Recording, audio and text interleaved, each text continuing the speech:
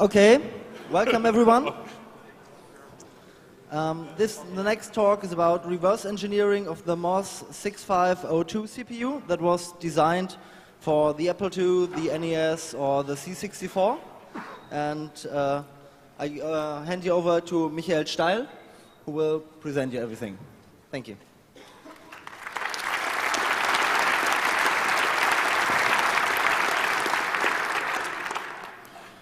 Hello. As you just heard, the name of my talk is Reverse Engineering of the MOS 6502 CPU. My name is Michael Steil, Michael Steil.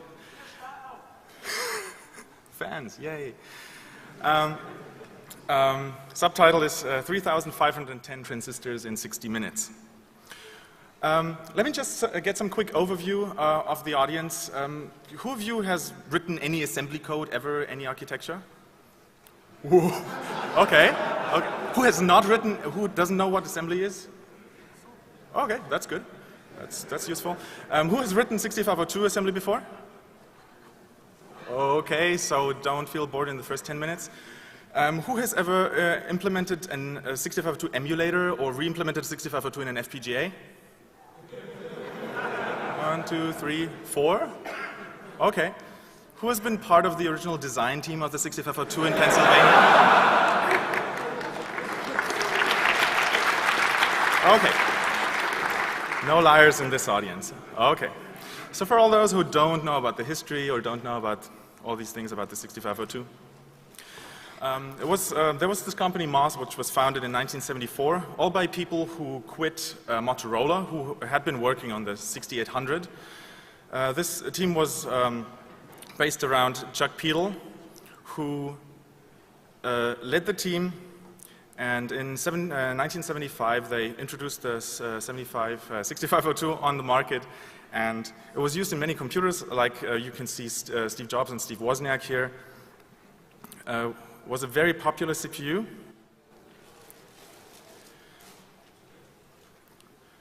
Which got used in all of these. The Apple I, the Apple II, the BBC Micro, all the Commodore series, all the Atari 8-bits, the gaming consoles, and the Atari system, and the Nintendo Entertainment System, the Super Nintendo, and of course, Bender and Flexo.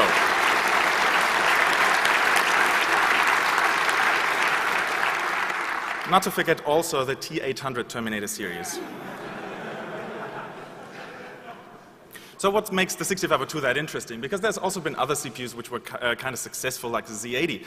But if you compare them, the 6502 had 60% fewer transistors. It was much more optimized. It wasn't as powerful, but it was even faster. It was more constrained, but it was also more elegant. And some people would say that elegance or perfection comes from simplicity anyway. So my talk consists of 3 parts. Part number 1, the 6502 from top down, meaning a programming model, how you would interact with it, so don't feel bored. Second one, 6502 from the bottom up, meaning how to disassemble a 6502, how to look at the gates, how to take photographs, how to understand what's going on inside at the gate level.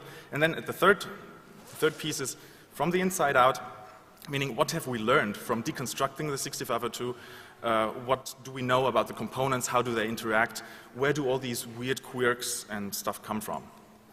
So, part number 1, 6502 from top down. Whenever you want to start with a new CPU, you would start with some data sheet or something. Let's not do that. Let's just look at code. For all those who haven't seen a 6502 code, let's walk through some instructions here. STA, store accumulator, you have 3 registers, A, X, Y. JSR, jump to subroutine, this is the call instruction. LDA, load accumulator. Compare, compares the A register. BCC, branch if carry clear, so it branches if it's slower than the compared value, jump to subroutine again. Then there's the addition instruction. You always have to clear the carry flag before you add, because the carry also gets added if you don't want the extra carry. BEQ, branch equal. So what's also always interesting in this very low level kind of programming is to know how the encoding works. So the opcodes, here the opcode is always 8 bits in size. It's always a 1-byte opcode, and which encodes both the instruction and the addressing mode. And the operand is either 0, 1, or 2 bytes. So a CLC, clear carry, doesn't have an operand, so it's a single byte instruction. And it goes up to 3 bytes for the jump to subroutine, which has a 16-bit address after it. You can see an interesting thing here in the first line already. Store $56. It stores something in memory. Memory is 16 bits, is 16 bits wide, 16 bits addresses. But in this case, because it's in the first page of memory, there's an extra encoding, which makes the instruction shorter and even faster. So from a more theoretical point of view, what's the programming model? You have the A register, the accumulator. It stores everything and it transfers everything. Whenever you handle data, whenever you do arithmetic and logic, it goes through your single A register. And the index registers, which aren't as powerful, they can count up and down and be used as an index in accessing an array, but you cannot do any arithmetic or logic on them. You have the processor status register. It's 8 bits. You have 4 bits in there, which are about arithmetic and logic. 1 bit, which signals its decimal mode. I'll talk about decimal mode later. It's quite boring. And there's 2 more bits about exception and interrupt handling. The program counter is at 16-bit address spaces, so it's a 16-bit program counter. And the stack pointer is also 16 bits. I mean, it has to be an address. But the upper 8 bits are fixed. They're always hard-coded to 1, so the stack pointer register is actually only 8 bits. So this has some implications to the whole programming model here about the address space. 64 kilobytes of address space, and the first 2 pages of 256 bytes each are special. So first page, or the 0th page, is 0 page, goes up to FF, and it's meant for all these addressing modes where if your address falls within the first page in memory, then you have a special encoding, and everything is faster. And there are some things you can only do with 0 page. Because the system is rather register constrained, you only have this accumulator register, 0 page is very useful. And the stack is always constrained to the first page, so stack counts down from 01FF down to 0100. So this rather complicated slide, and it'll get worse, is supposed to give you an overview of all the instructions that exist and how to put them into some order somewhere, and so that you have seen all the memos at some point. So you don't have to, in case you don't know this already, you don't have to remember all these things. There's load instructions. You can load from memory into the accumulator, into X and Y. If you want to store STA, STX, STY into memory, you can transfer it between registers. There are 2 groups of read, modify, write instructions. The shift instructions work with the accumulator or with memory.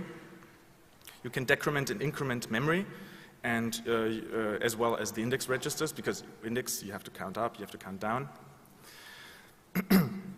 And also done by the ALU is addition and subtraction, as well as the Boolean operations.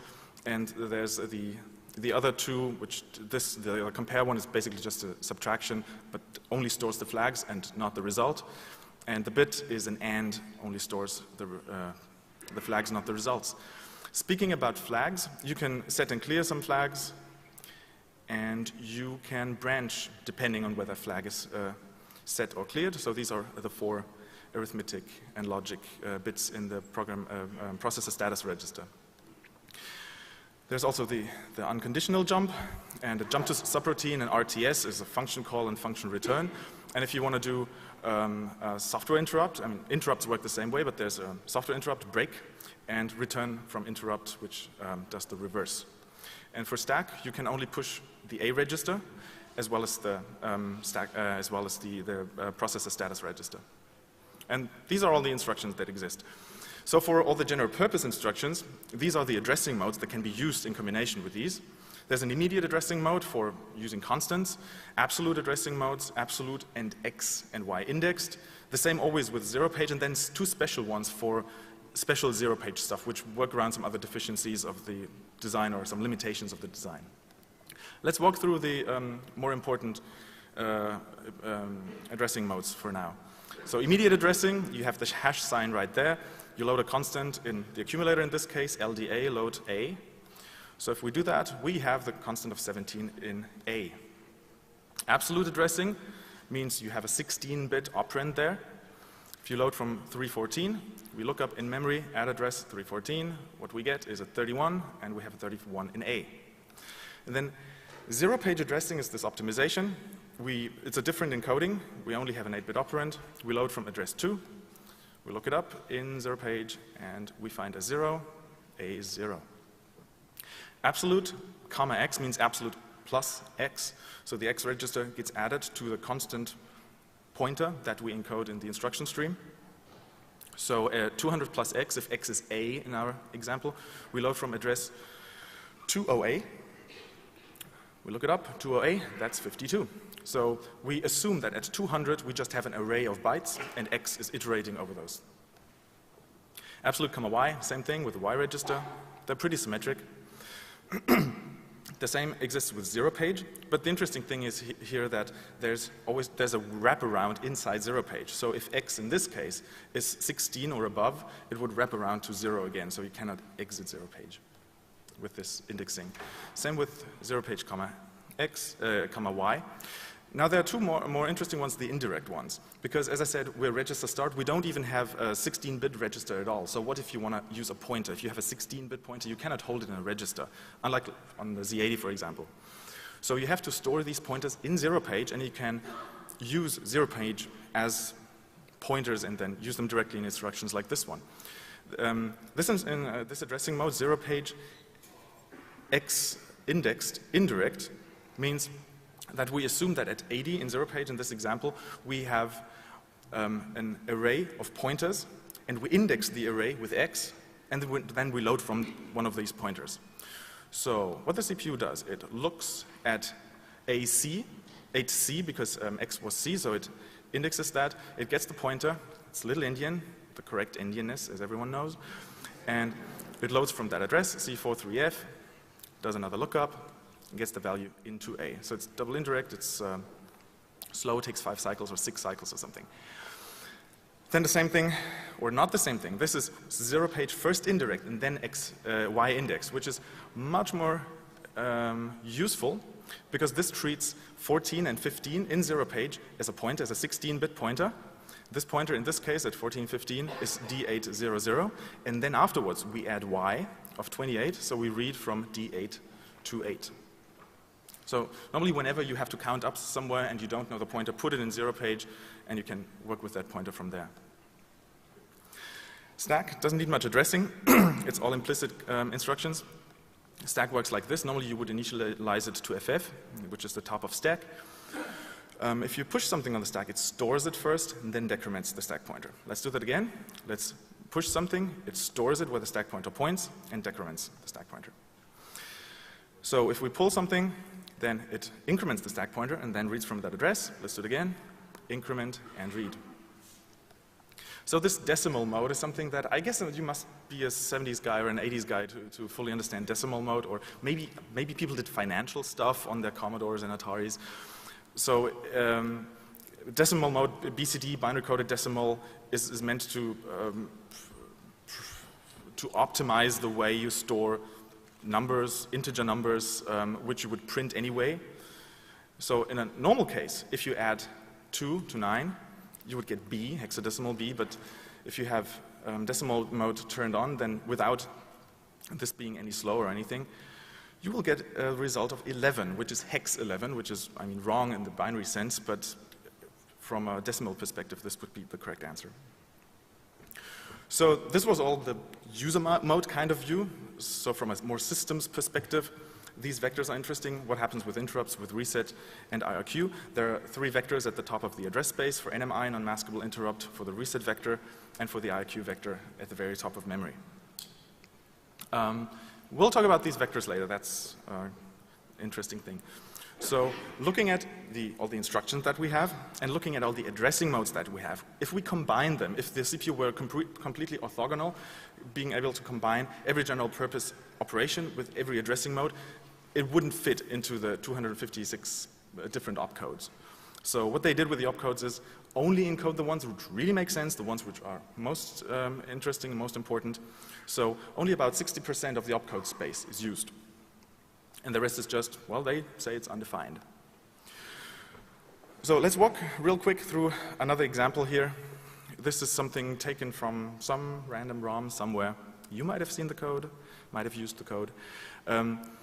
We load something from 0 page, we compare it against a constant. If it's not that constant, let's jump out. Let's get the high bits, the upper 8 bits. Let's also compare it to a constant. It's not 6502, so let's jump out. Otherwise, we did a subtract there, so we have a 0 in A now, so we store a 0 into 11. We copy the 0 into the Y register.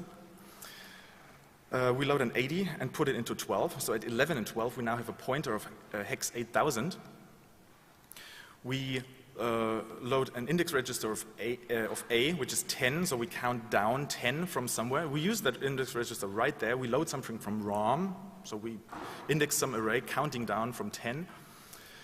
Mask off some bits, store it at that pointer at 8000 plus Y. Increment Y. If there's no overflow, skip the next instruction. Otherwise, increment that 80 that is stored there to 81, and so on. And then count down the X, so the 10 down to 0. Also loop, decrement how many times we want to do it. That's another parameter that we got. Branch and RTS return from subroutine. So you can see the parameters that we got were stored in 11, 12 in 0 page, and in 46 in 0 page. So every time we have to do a lot about the 0 page. Now the question is, what does this code do? So if you have ever used one of the later PET models, the Commodore PETs, if you said this on the command line, a wait instruction is a legitimate instruction, it does interesting stuff. If you use the constant of 6502, it would do that. Now why is that? That's because, well, Bill Gates wrote it. Commodore licensed Microsoft Basic for the PET, then went back to Microsoft for a bug fix release for later versions of the PET, and Microsoft kind of got pissed because they didn't include the name Microsoft anywhere. It said Commodore Basic. So they just put this Easter egg in. And we're pretty sure that it's really Bill Gates who wrote it, because back at those times, 76, 77, Microsoft had 3 employees, and one of them couldn't code, and the other one did Z80, and yeah. So Bill Gates did write 6502 code at some point. What's interesting about an architecture like that, 8-bit architecture, is that you know the length of your cycles, also about understanding what's actually going on inside, not just about optimization. So every memory access is a single cycle. The whole system is very memory bound, so mostly you only look at how many memory access do you have for executing an instruction, and you know how many cycles it'll take. But there's the special case of every instruction at least takes 2 cycles. If we go through this real quick, load from 0 page takes 3 cycles, because you have the load, you have the operand, and then you have the load from 0 page. The compare has 2, because the instruction is 2 cycles. It doesn't do any other fetch. This one has 2, because it's also a 2-byte instruction. If the branch is taken, there's an extra cycle there. We've had this one. This transfer is only a single byte, but we have a minimum of 2 cycles. Then this one is interesting. The load, the operand 1, operand 2, that's 3 fetches already. Then the actual fetch from memory, so that's 4. But in case we have an overflow, in case we have a carry into the E1 page in here, then the ALU has to do 1 extra step, so that's 5 instructions. And let's go through all these real quick. So 6 for something more complicated. An increment of 0 page is 5. And what can really kill performance is an RTS, or a jump to subroutine, and an RTS in a combination are already 12 cycles that you're wasting right there. So the 6502 has some weird things about it. Some you could consider bugs, some just, well, you don't care, but why do they happen? So for example, if you increment something in memory, what you would expect is you read it, you write it. But what happens is it reads it, it writes back the original value, sometimes within those 4 cycles, or 6 cycles, and then it stores the new value. So from a software perspective, you cannot see the difference. But from a hardware perspective, you can measure that. And you can build a computer around that, and you can make use of that oddity and build your copy protections or obfuscation around things like this. This one is a real bug. If you have a break instruction, I mean, you wouldn't have it in real code, but in a debugger, you normally use it for debugging, and you put your break in if you want to know where your code went. But if you have a break in real code and an interrupt happens at the same time, then your break will just get lost. The break will not be done, just the interrupt will be handled. And there's this one big question mark here about illegal opcodes. This is the one thing that so many people have looked into. What happens if we use all these other opcodes? What if we just put a 2 into the instruction stream? What happens to the CPU? Does it crash? Does it do nothing? Does it do something useful, useless? The answer is all of the above, depending on what you use. Many people have done a lot of research on that and compiled these tables. If you use that opcode, most of them don't really make all that much sense. It's mostly a combination of other things. Some do make sense. So another question is, how can we find out what exactly is going on without just describing what we measured? So we have to go from bottom up. We have to understand from a transistor level what's going on inside the CPU. So part 2, from bottom up. So if we want to dive into the inner workings of a CPU, we could look at data sheets, but yeah, we get something like pinouts. We can also get something like timing diagrams. They tell us something about what's going on. So the original documentation back in those days wasn't that bad. You can also get schematic diagrams or block diagrams like this one, but this particular one is neither useful nor correct. Because, for example, there's this one internal bus, but there's no internal bus. There's actually 2 internal buses, and that's a very important difference. What we can find is some other timing diagrams. For example, if you have an absolute indexed instruction, what happens in every single cycle? That's useful, but still doesn't really tell us what's going on, especially with illegal opcodes or anything like that. So what can we do? Where can we get the extra information? We could like dive down from up and just ask someone, ask that company. Maybe you have some more documentation. Well, we cannot really ask them because they got bought by Commodore in 1976. MOS doesn't exist or hasn't existed for a very long time. What's interesting, Commodore never changed the markings on the chip until, at least until 1990 or so, until they finally switched to Commodore Semiconductor Group, CSG. So most MOS chips you will find will actually say MOS still. But Commodore themselves got bankrupt in 1994. Then ASCOM bought them. GMT Microelectronics got some of the fabs. ASCOM was a retailer, a German retailer, which also got bankrupt in '95. Viscorp was supposed to buy some stuff. Gateway bought all the Amiga IP and all the Commodore IP. Comtech bought all the retail business. Gateway then spun off a company, and they renamed themselves. So Commodore is out there somewhere, and someone is working on the Amiga OS. The source code of that is already there, but who would you really ask about, or who would you contact about getting more information about that? Well, you could contact the original designers. You could do that, but the problem there is we cannot really ask them, so do you maybe have another DVD, floppy disk, paper tape, punch card or something? They didn't have any of that because 6502 and all the CPUs from that time were designed completely by hand. There were no computers involved. So what you can see here is 2 layout engineers cutting rubylith, that's some kind of plastic foil, cutting the actual mask that was later used, that was later shrunk to about a square millimeter and used to burn those processors. So people wouldn't probably have copies of these big sheets. But some of this documentation, some of this stuff might still exist. So in '95, something showed up. Someone wrote a paper about something, I don't know. And it had this nice sheet. It said it's some original schematic diagram from the 6502. He doesn't say how he got it, but it looks really good. It's either really nicely reverse engineered or it's an original. If we have a quick look at it, we can see there's a lot of program counter logic. It's rather detailed, so you can see a lot of what's going on. Not all of it makes sense. So by just looking at this, you wouldn't really know what's going on yet. But that means that it probably is done by someone who knew a lot about it. So cycle counting goes on here.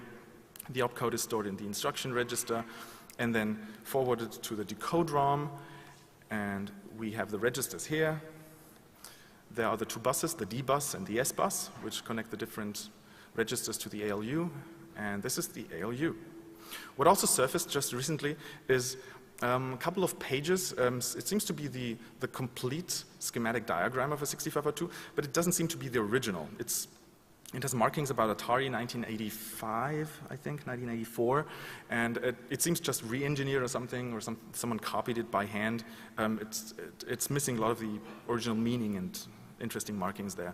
There's another one, a couple of pages. This one is not complete. Rockwell, 1982, handwritten. This looks more like the original because there's also corrections and everything. It's a lot more useful. But yeah, it's all not complete. But the question is, where would you look if you wanted to reverse engineer something properly? You wouldn't try to steal the source code or get the source code from somewhere. You would look at the actual thing, right? So people have done die shots of it, so this is a very early one, and everything people could understand about it was, well, there's some decoder, some logic, and registers. That's everything that was understood about that die shot.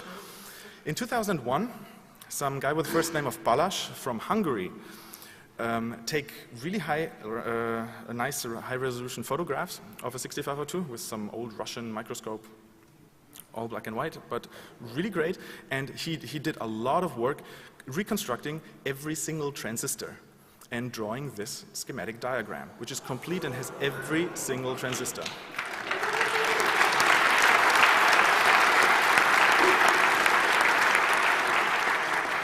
And he did that all by himself and alone in Hungary, and then wrote a paper about it, all in Hungarian.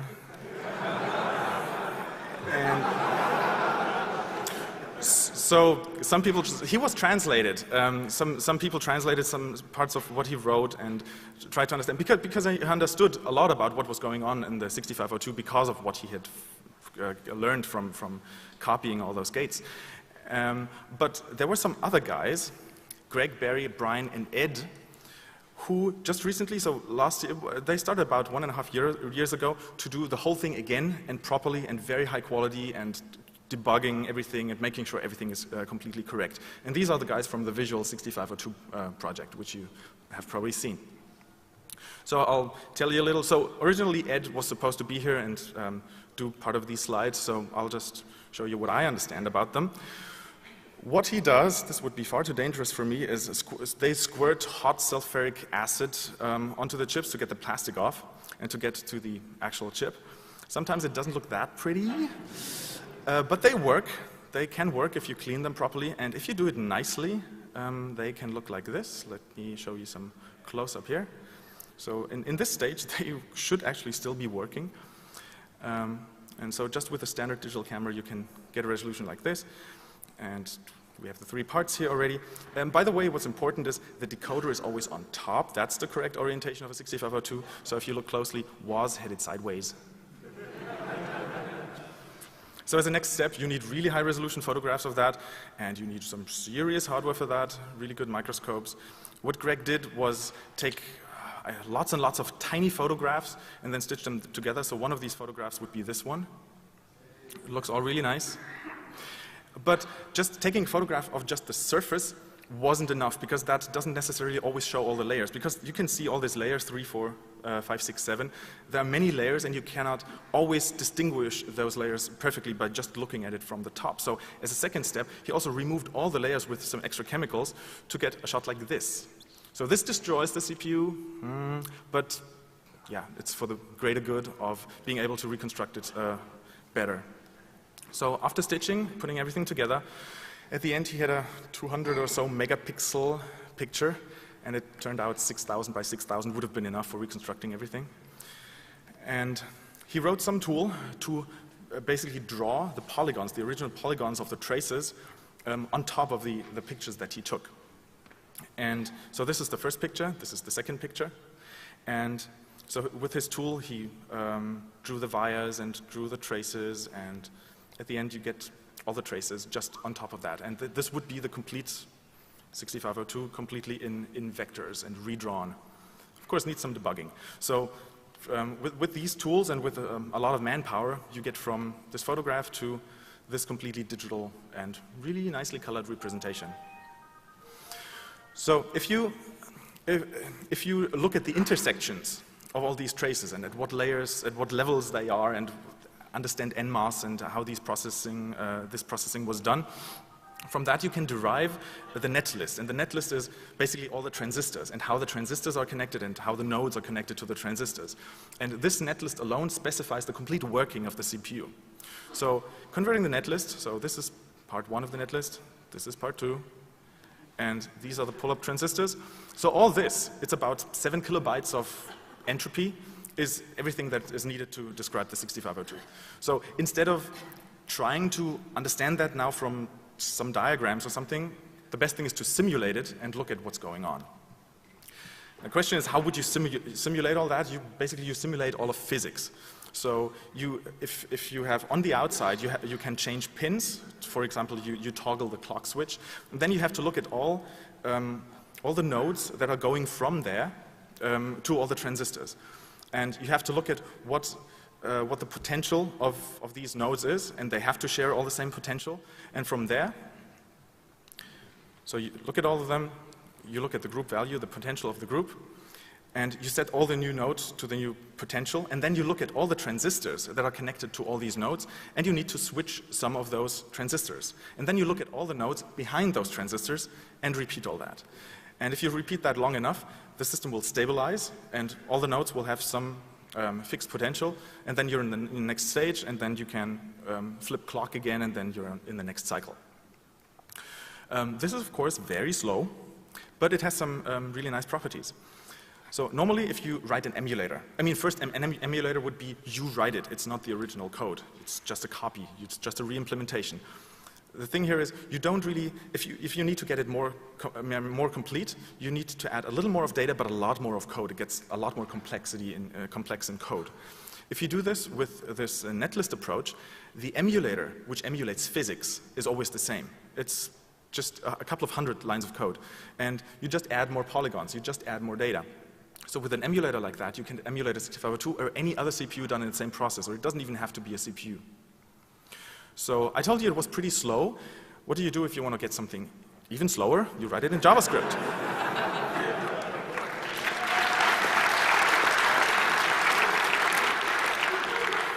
So here's the whole HTML5 goodness of the visual 6502 simulator that those guys did. I wasn't involved in that.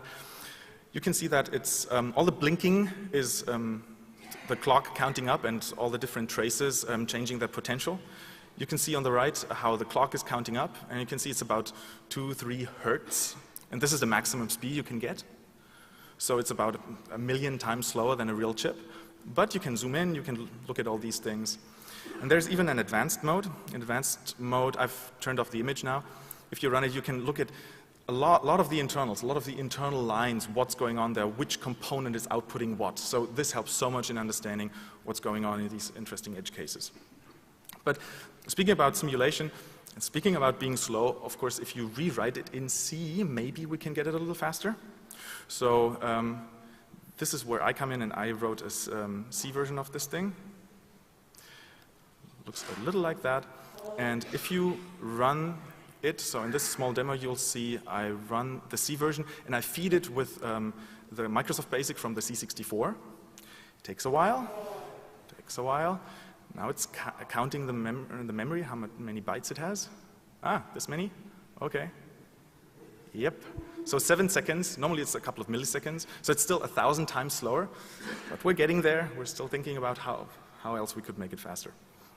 So all these tools are really nice about understanding stuff. For example, we can automate something like testing through all the opcodes. What do they do? Which registers do they change?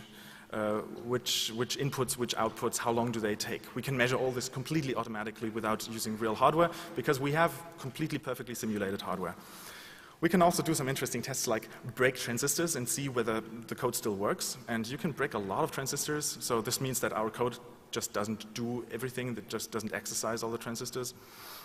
Or another thing you could do with it is, sure, you can use it in an emulator, but that's too slow. What you can do though is, if you look at how many emulators there exist, for example, this is the list, just a collection of NES emulators out there.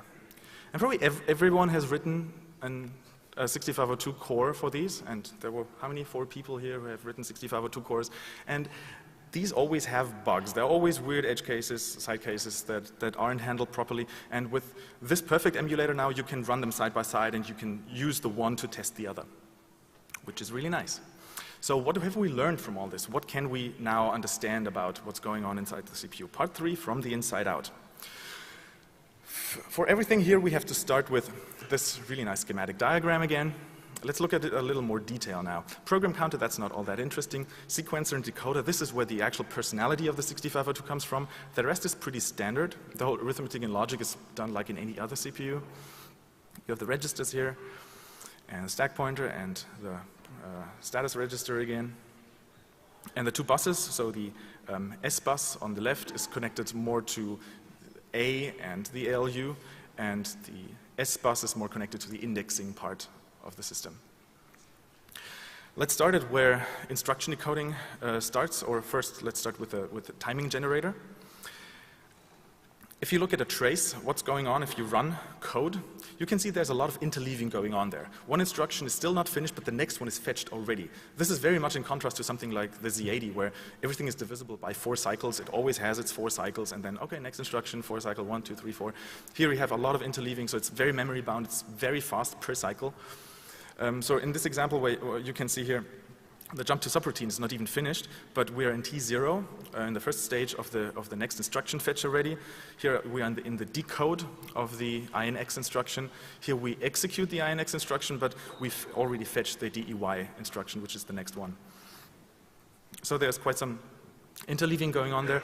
Not in this case though, if you look here, because the INC instruction has to write back out into memory in its last cycle, so we cannot fetch the next one at the same time already. So because memory is already used, so you don't have overlapping here. So this is done really, really efficiently. So timing generator, next piece is the decode ROM. The decode ROM is, you can easily see that thing on this. It's the upper piece, the ROM. This is the big decoder.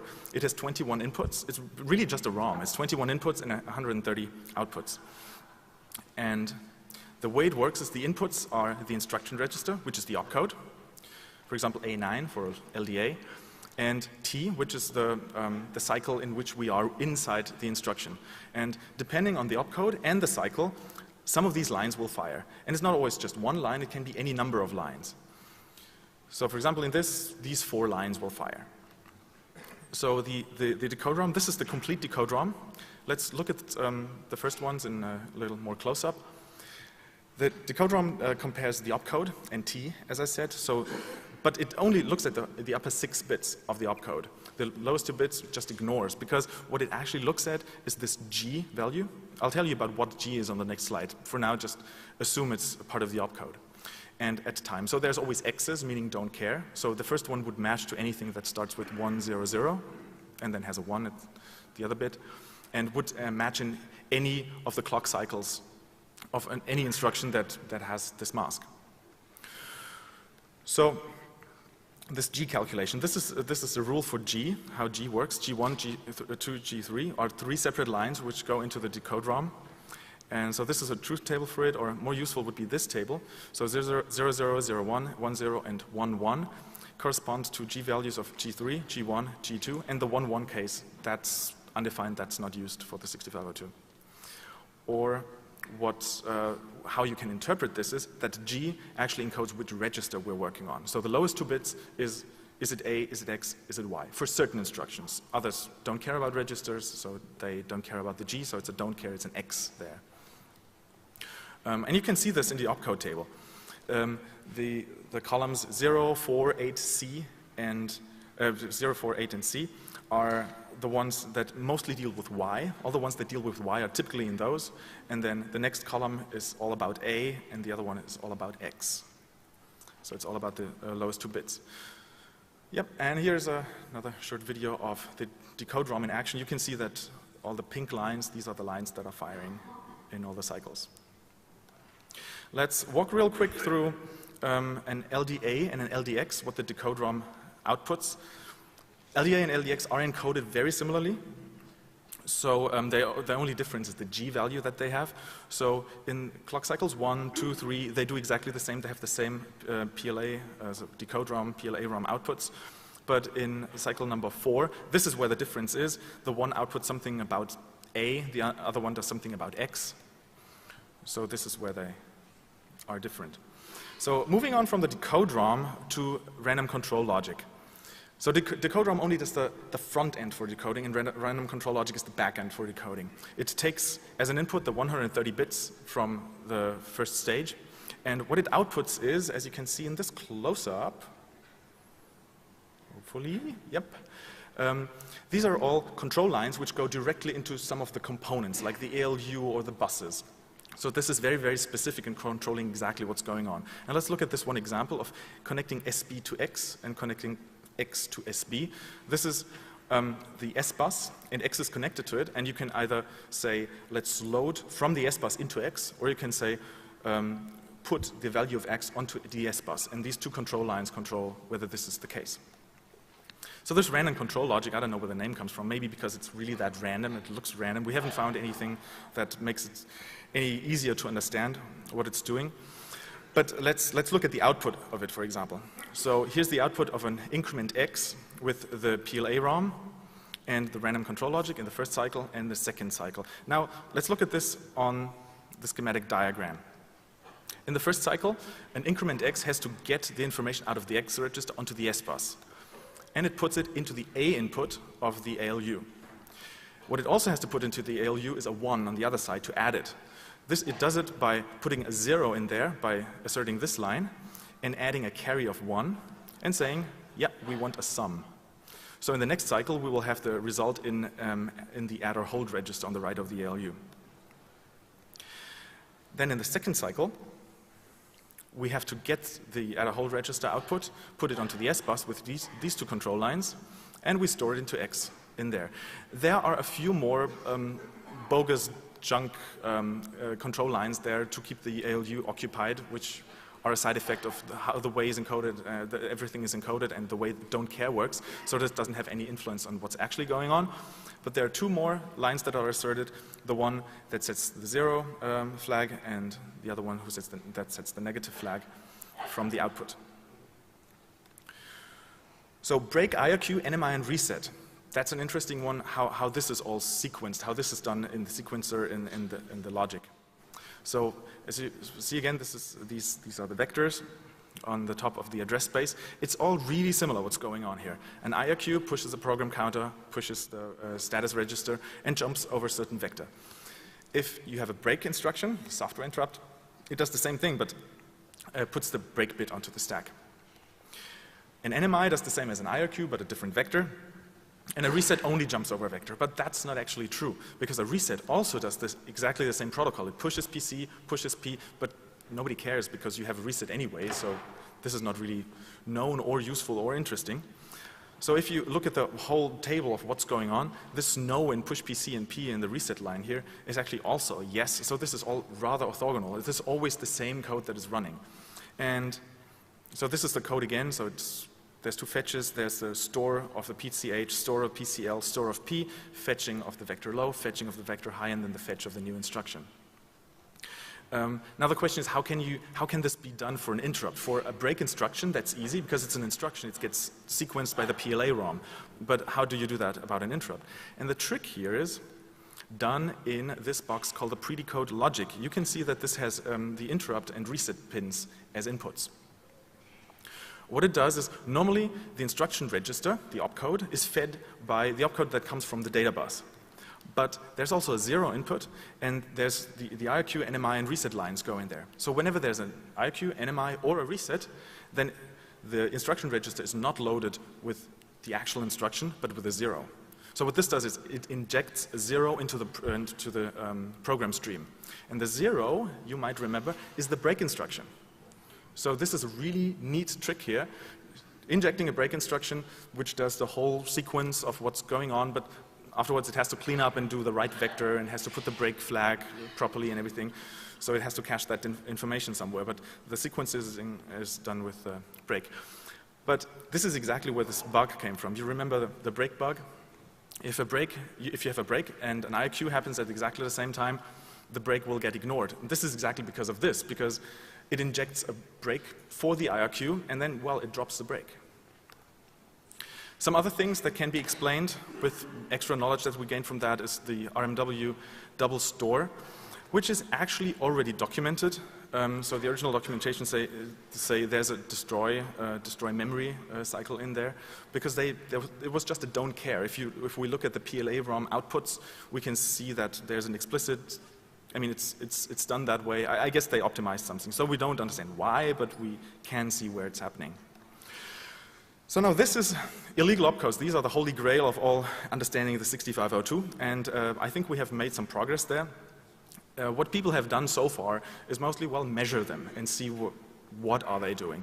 And there were some theories about, yeah, they seem to combine the ones that are close to them, but now we can say a lot more about them. So the kill opcode, for example, there all these, most of them that end in 2, they just halt the machine. Reset still works, but RQs and NMIs won't get delivered.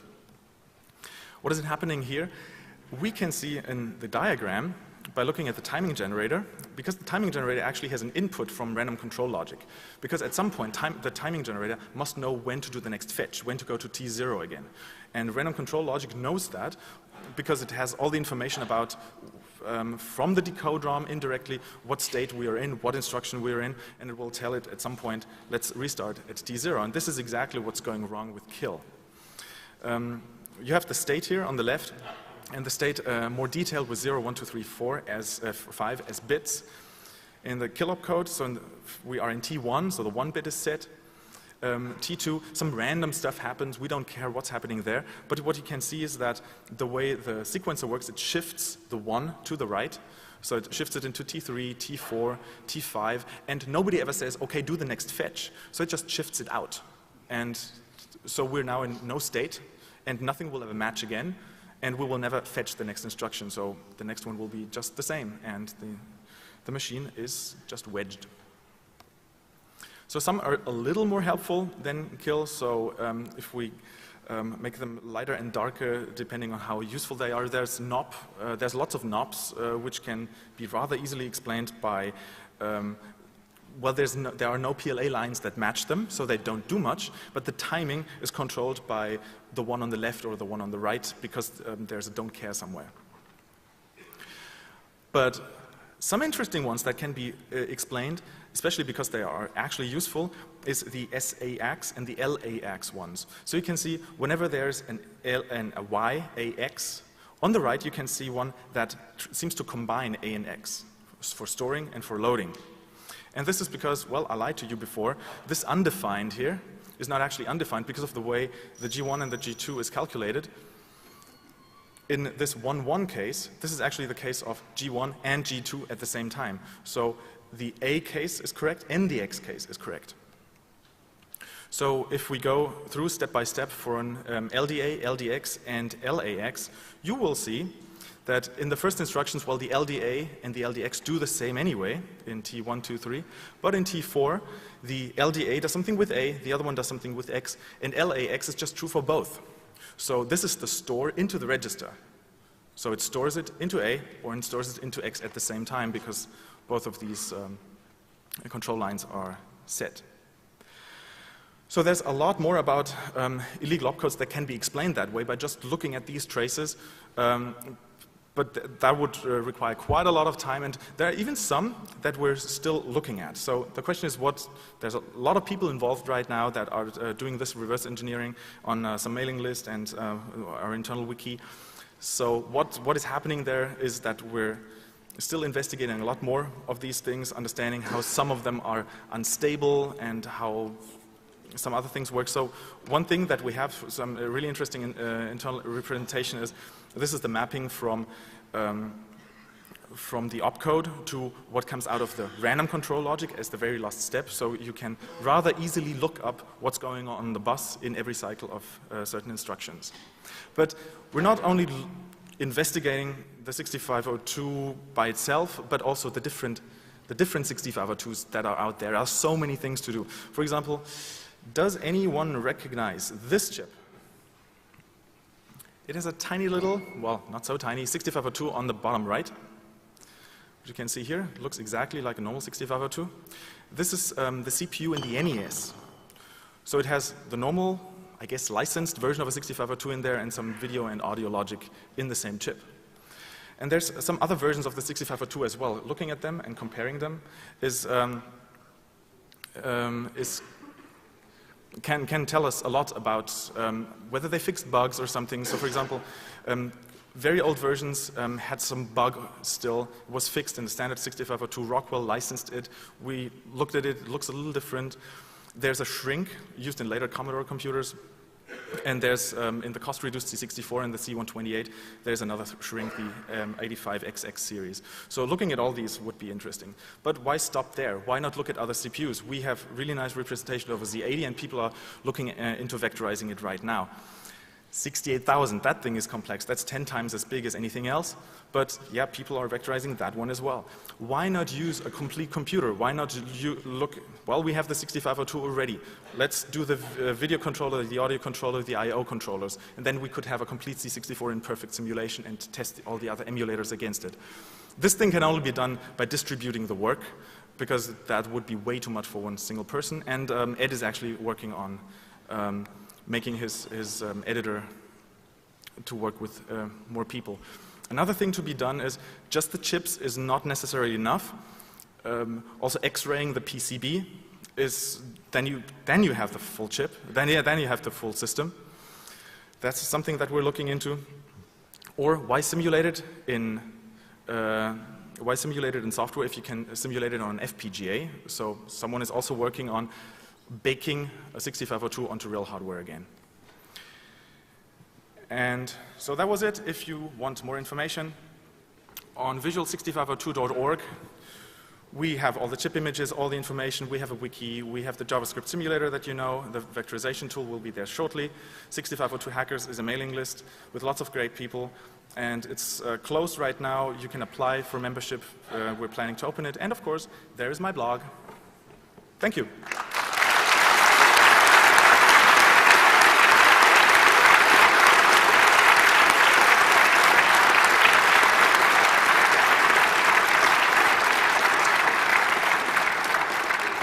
Thank you, Michael.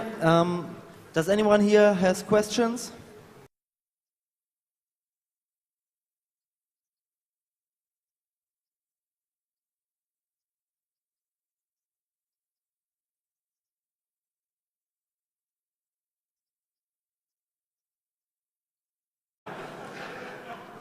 So what makes the 6502 that interesting? Because there's also been other CPUs which were kind of successful, like the Z80.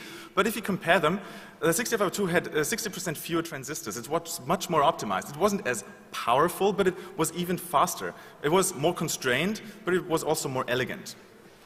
And some people would say that elegance or perfection comes from simplicity anyway.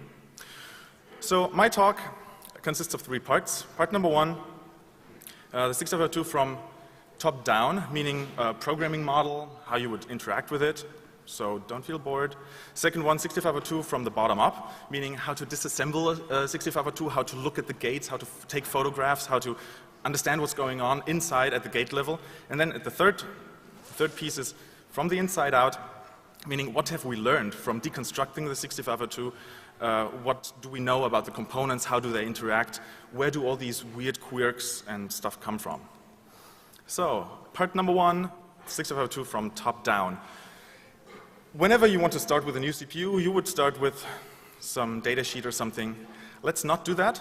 Let's just look at code. For all those who haven't seen a 6502 code, let's walk through some instructions here. STA, store, accumulator. You have 3 registers, A, X, Y. JSR, jump to subroutine. This is the call instruction. LDA, load accumulator. Compare. Compares the A register.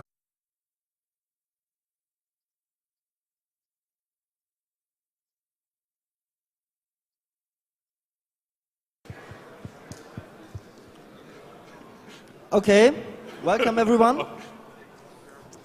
The next talk is about reverse engineering of the MOS 6502 CPU that was designed for the Apple II, the NES, or the C64. And I hand you over to Michael Steil, who will present you everything. Thank you.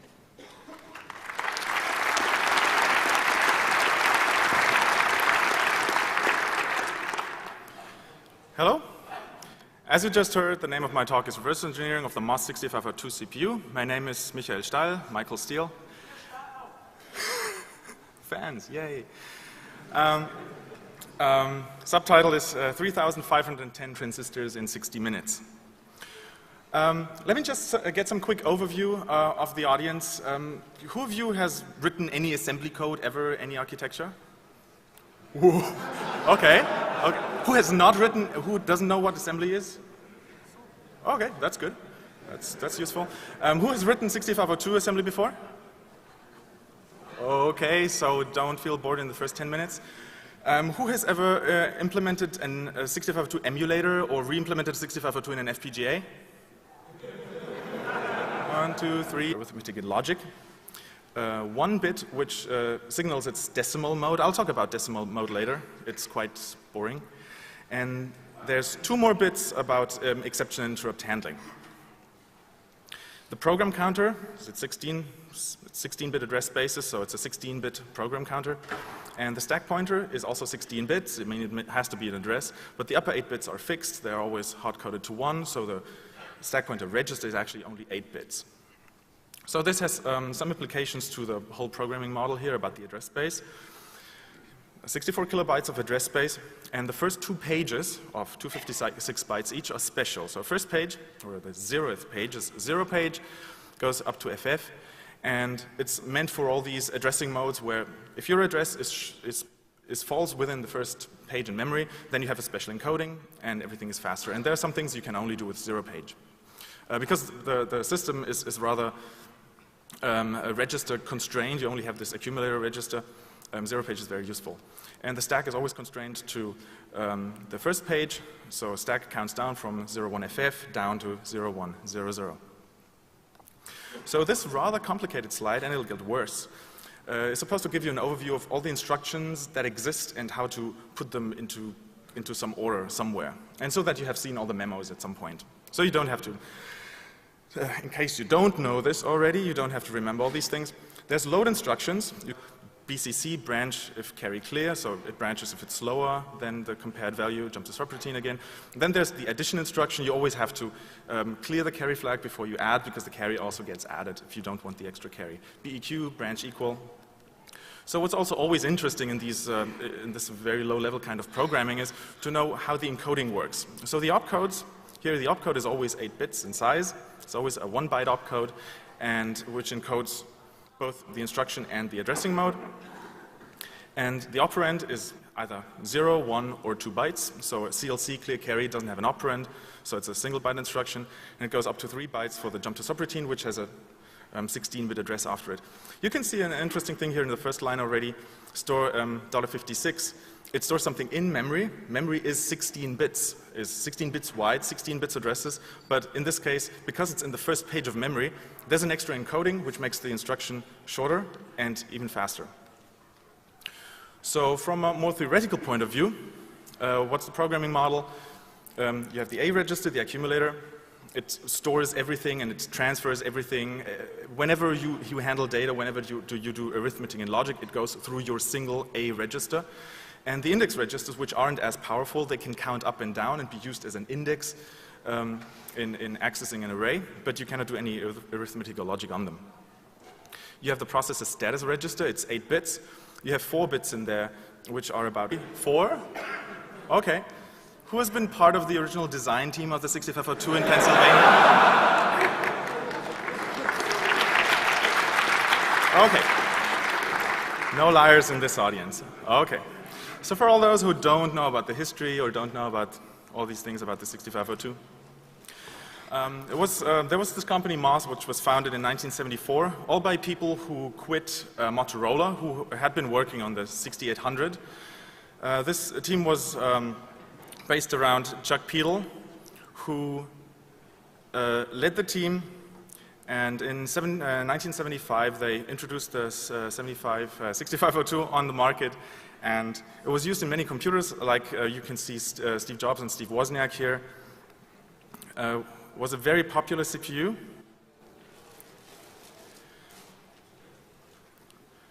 Which got used in all of these. The Apple I, the Apple II, the BBC Micro, all the Commodore series, all the Atari 8 bits, the gaming consoles, and the Atari system. the Nintendo Entertainment System, the Super Nintendo, and of course, Bender and Flexo.